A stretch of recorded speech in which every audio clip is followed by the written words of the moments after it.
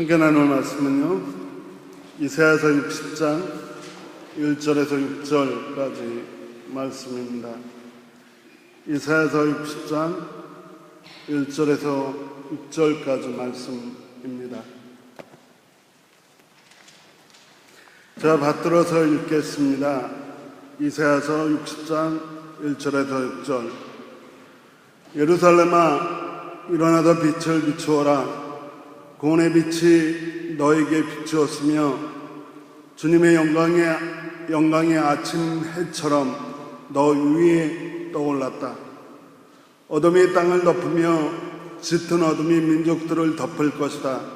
그러나 오직 너희 위에는 주님께서 아침의 해처럼 떠오르시며 그의 영광이 너의 위에 나타날 것이다. 이방 나라들이 너의 빛을 보고 찾아오고 모든 왕이 떠오르는 너의 강명을 보고 너에게로 올 것이다. 눈을 들어 사방을 둘러보아라. 그들이 모두 모여 너에게로 오고 있다.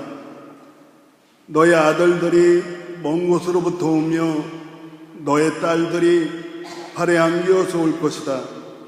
그때 이것을 보는 너의 얼굴에는 기쁨이 넘치고 흥분한 너의 가슴은 설레고 기쁨에 벅찬 가슴은 터질 듯할 것이다.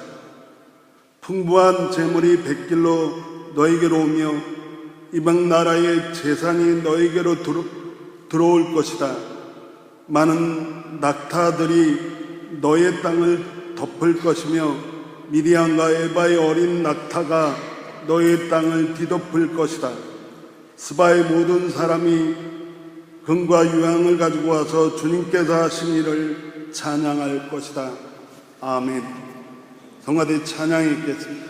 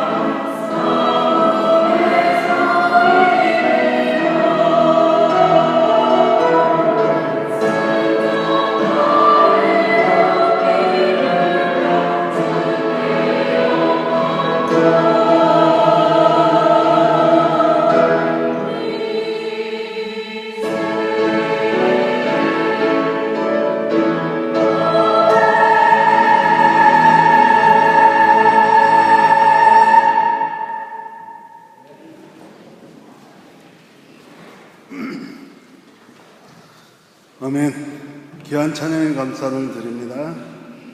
주보가 좀 바뀌었습니다. 주보 안쪽 오른쪽에 준비된 말씀을 요약한 부분이 있습니다. 너무 글씨가 작아서 잘 안 보이시는 분도 계시겠지만 그 설교 올해부터는 준비된 설교를 요약해서 주보에 실으려고 합니다. 많이 기도해 주십시오. 제 개인적인 얘기로 오늘 말씀을 시작하려고 합니다. 1985년 10월 3일 날 아직도 기억이 생생한데요. 저는 가슴이 떨리고 가슴이 벅차오르고 그리고 굉장히 설렜던 그런 기억이 있습니다. 그날 저는 한 여자를 발견했고요. 그 여자를 보면서 가슴이 막 뛰고 그리고 막 설레고 그리고 막 벅차오르고 이런 얘기 잘못했다가 이따 집에 가서 혼나요. 근데 자신 있게 하는 이유를 아시겠어요? 그 여자가 그 여자이기 때문에 그렇습니다. 그날 바로 저는 그 여자한테 데이트 신청했고요. 아직도 그 여자하고 데이트하고 있습니다. 제가 왜 이런 얘기로 오늘 시작하냐 하면 말씀을 막 적다 보니까 최근에 내가 이렇게 가슴 설렌 적이 언제였을까? 최근에 내가 가슴이 두근거리고 막 가슴이 벅차오르고 막 가슴이 터질 것 같았던 날이 언제였을까? 저는 아직도 전에서 본 사진 모습은 막 가슴이 뛰세요?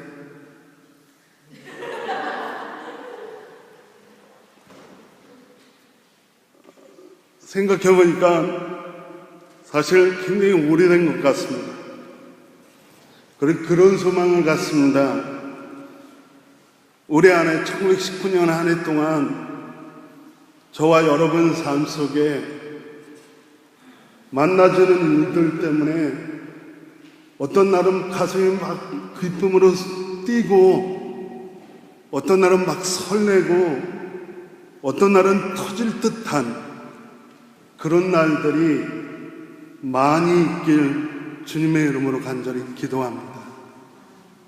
우리 아이들 때문에 기뻐서 막 가슴이 터질 것 같아서 이거 누구한테 얘기하지 않으면 안 된다 막 그래갖고 막 자랑하고 싶어서 막 가슴이 터질 것 같은 그런 날들이 이 한 해 동안 많이 있으시길 바랍니다.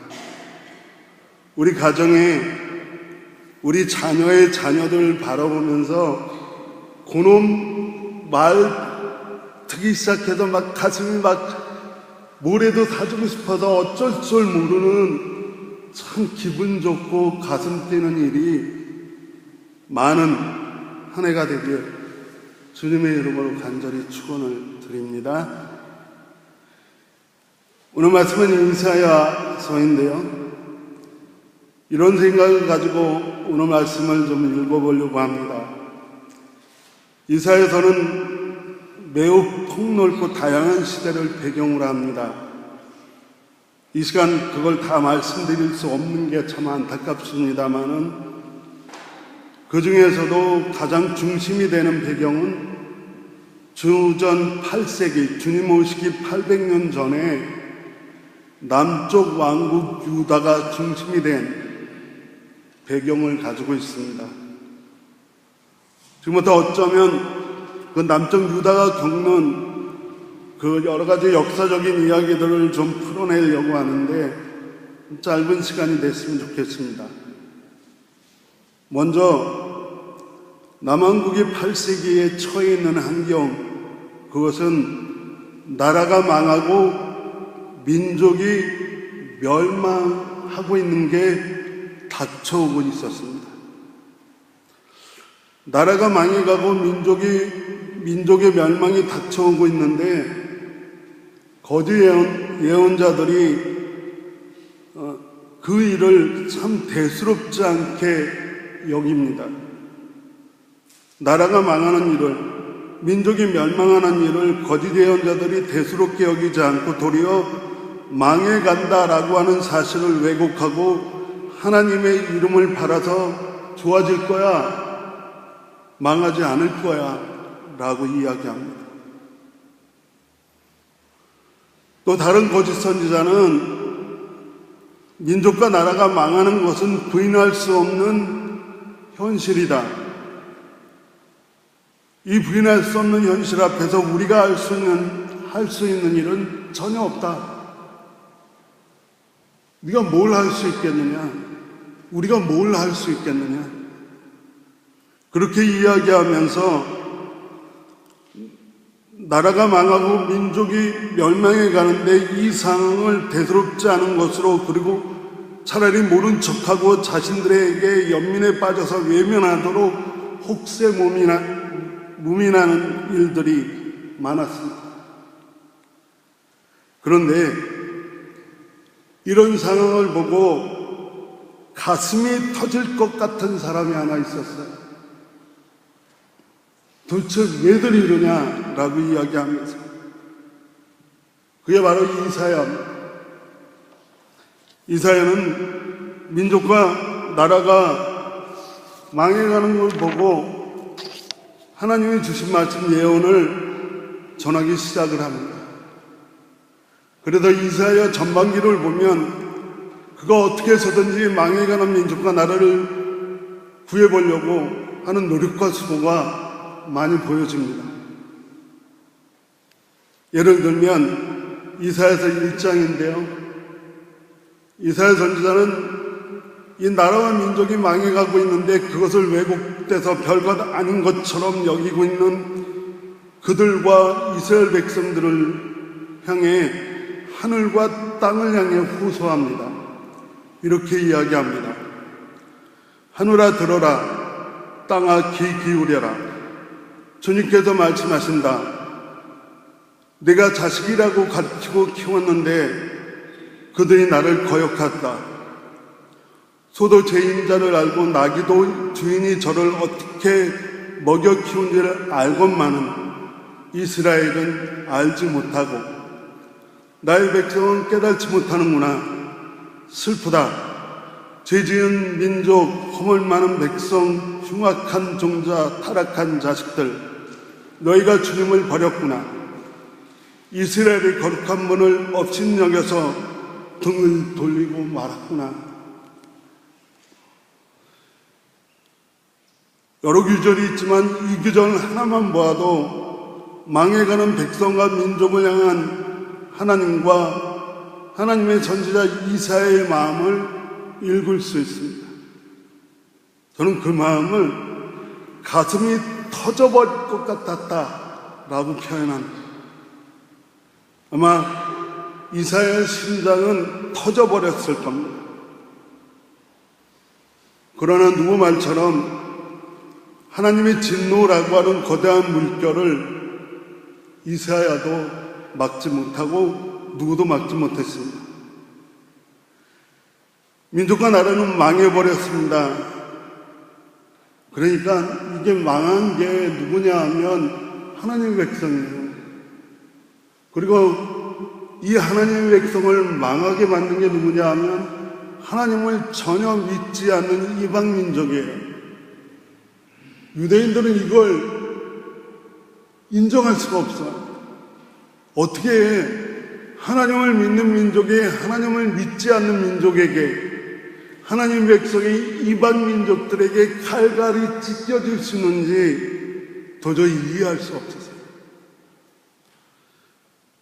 그것을, 나라가 망해버린 것을, 민족과 나라가 망했다라고 하는 사실을 망대 끝에 서서 바라보면서 터지는 가슴으로 호소하는 사람이 하나 있었는데요. 그 사람은 구약의 선지자 하박국입니다.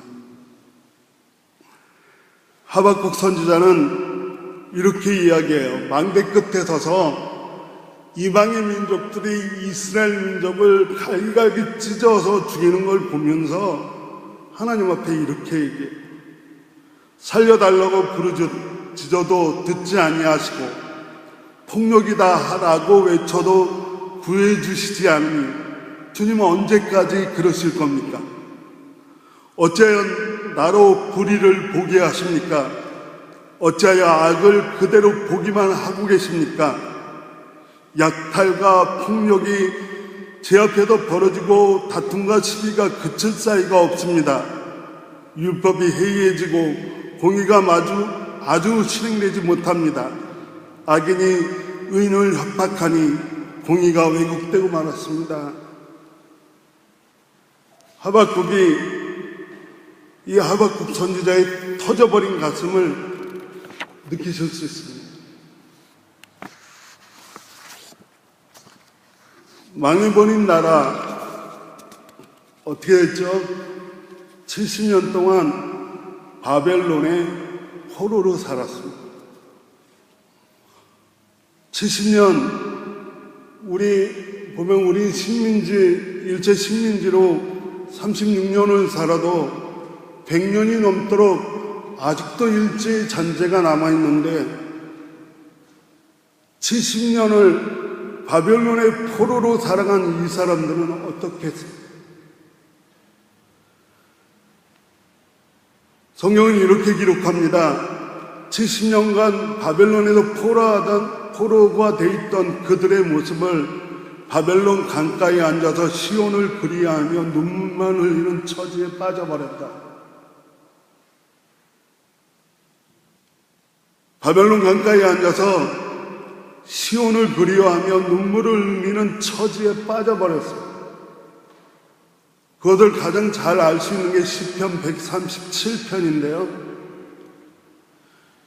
시편 137편을 일부분만 읽어드리겠습니다.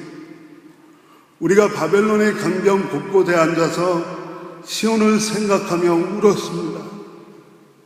그들의 시예요. 그 강변 버드나무가지에 우리의 수금을 걸어두었더니 우리를 사로잡아온 자들이 거기서 우리에게 노래를 청하고 우리를 짓밟고 끌고 온 자들이 저희들의 흥을 돋워 주기를 요청하며 시온의 노래 한 가닥을 저희들을 위해 불러달라고 하는구나.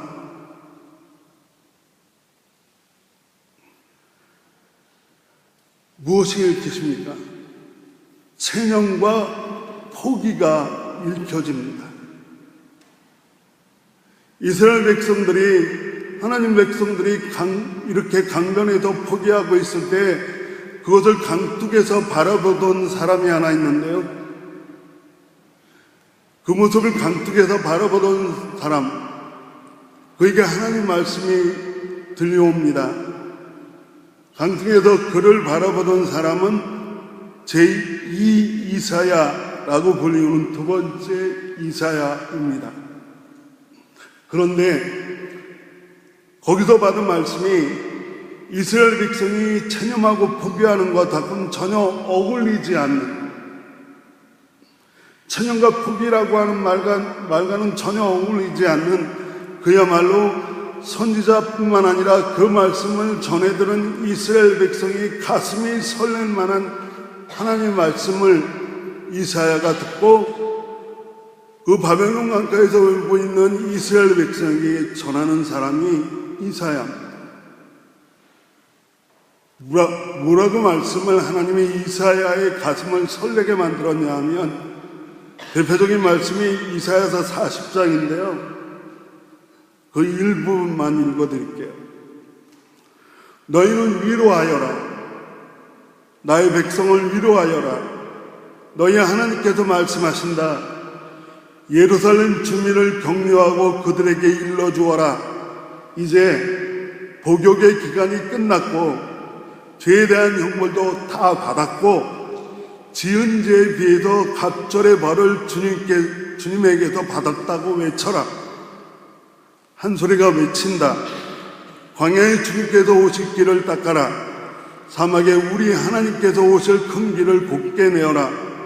모든 계곡을 메우고 산과 언덕은 깎아내리고 거친 길은 평탄하게 하고 험한 곳은 평지로 만들어라.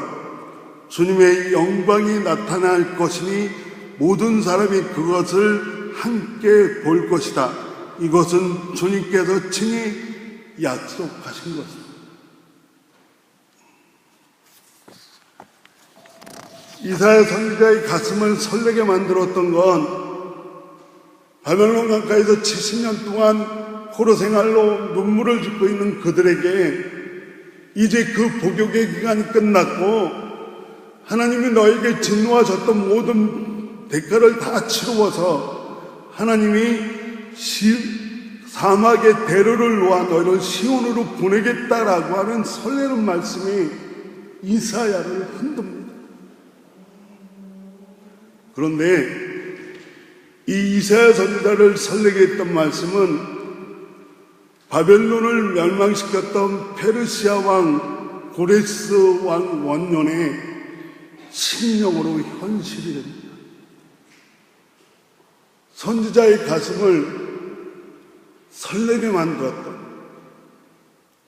자신들의 백성들이 그야말로 포기와 체념 속에 있는 그들을 향해서 전해줄 그 설레는 말씀을 받은 이사야의 이 말이 그의 살아 생전에 바벨론을 멸망시킨 페르시아의 왕 고레스 왕 칙령으로 현실이 됩니다. 그들은 광야의 대로를 놓고 고향 시온으로 돌아왔습니다. 무너진 예루살렘 성벽을 다시 세우고 파괴된 하나님의 성전을 재건했습니다. 잠시 동안 중단한 적이 있지만 중단될 뻔한 일을 하나님께서 학개와 스가랴 선지자를 보내서 그들을 독려하셨고 뿐만 아니라 그들이 뭔가 변화가 필요하면 에스라 느헤미야 선지자를 보내서 그들의 종교와 삶을 개혁하셨습니다. 그리고 결국 BC 515년에 예루살렘에 하나님의 성전을 재건합니다. 설렘으로 듣고 전하던 하나님 말씀이 민족과 나라의 현실이 되어버렸습니다. 저는 이제 말씀을 정리하는 단계로 들어가려고 합니다. 2019년 여러분 평생 동안 수많은 말씀을 들어왔습니다. 그 말씀들이 우리를 설레게 한 게 언제인지 잘 기억되지 않습니다. 하지만 말씀을 들을 때마다 말씀들은 우리의 가슴을 터지게 만들었고 우리를 설레게 만들었기 때문에 지금 이 자리에서 예배합니다. 바라기는 2019년 여러분의 가슴을 설레게 했던 그렇게 받았던 하나님의 말씀들이 여러분의 삶 속에서 현실이 되는 2019년이 되시길 주님의 이름으로 간절히 기도합니다. 그래도 본문 이사야서 60장은 마지막 이사야 제3 이사야인데요. 바로 이렇게 외칩니다. 나의 구원이 가까웠고 하나님의 의가 곧 나타날 것이다. 하나님의 의가 나타난다. 아침의 햇살처럼 우리 위에 떠오를 것이고 그리고 우리 서로 얼굴을 맞대면서 그 하나님의 구원 때문에 서로의 기쁨이 넘쳐서 가슴이 설레고 벅차는 가슴에 터져오르는 기쁨으로 가슴이 폭발해버릴 것 같은 순간들을 경험하게 된다라고 하는 것이 오늘 본문 말씀입니다. 망하는 나라와 민족을 바라보며 터질 것 같았던 선지자 이사야의 가슴이 기쁨으로 벅차올라 터질 것 같이 된 것처럼 지금까지 살아오는 동안 여러분 속 터졌던 것이 그래서 터질 것 같았던 이 가슴이 이제는 말씀을 통해 이 안에 기쁨 때문에 터져 나오는 그런 한 해가 되시길 주님의 이름으로 간절히 축원을 드립니다. 체념하고 포기했던 백성들을 위로하기 위해서 하나님이 주셨던 말씀은 설레는 말씀입니다. 여러분, 언제 설레 보셨습니까? 라고 질문을 드렸는데요. 말씀을 대할 때마다 하나님이 여러분에게 설레임을 주시길 기도합니다. 오늘은 주연절이라고 하는 주일입니다. 다른 게 아닙니다. 빛 대신 주님께서 우리에게 오셨습니다. 그리스도가 되셨고요. 어둠과 죄에 쌓여있던 우리를 구원해 주셨습니다. 구세주로 우리에게 오셨습니다. 주연절입니다. 이 날이, 주의 구원을 보는 이 날이 우리에겐 기쁨이 되는 날입니다. 그리고 그 기쁨이 터질 듯 벅차오르는 설렘의 가슴이 있어야 됩니다. 이 한 해 매일매일이 주님이 여러분과 함께 동행하시는 주연절의 벅참이 여러분과 함께 하시길 주님의 이름으로 간절히 축원을 드립니다. 주님 계시다. 힘들 때 주님 내 옆에 계시다. 아플 때 주님 내 옆에 계시다. 어려운 일 만날 때 주님 내 옆에 계시다. 갑자기 당한 위험한 일 가운데 주님 내 옆에 계시다. 이 벅참이 저와 여러분에게 있길 바랍니다. 오늘 신년주일입니다. 오늘 말씀처럼 눈을 들어 사방을 보십시오. 우리를 감싸고 있던 어둠들이 사라져버리고 새해라고 하는 밝고 환한 한 해가 우리에게 주어졌습니다. 다시 한번 2019년 우리의 가슴을 설레게 하는 일들이 많은 한 해가 되길 간절히 소망합니다. 그리고 2019년 한 해가 가슴 터질 듯한 기쁨이 여러분에게 많아서 늘 벙벙벙 떠서 다니는 저와 여러분이 되시길 바랍니다. 한 사람만 소개하고 말씀을 마치려고 합니다. 하나님을 만난, 주님을 만난 기쁨 때문에 가슴이 터져버려서 심장이 사라져버렸기 때문에 예수의 심장을 이식받았다라고 고백하는 한 사람이 있습니다. 누구냐고요? 사도 바울입니다. 사도 바울이 빌립보서 1장에서 고백하는 고백을 읽어드리고 말씀을 마치겠습니다. 그가 그리스도 예수의 심장으로, 내가 그리스도 예수의 심장으로 여러분 모두를 얼마나 그리워하고 있는지 하나님께서 증언하여 주십니다. 내가 기도하는 것은 여러분의 사랑이 지식과 모든 통찰력으로 더욱더 풍성하게 되어서 여러분이 가장 좋은 것이 무엇인지를 분별할 줄 알게 되는 것입니다.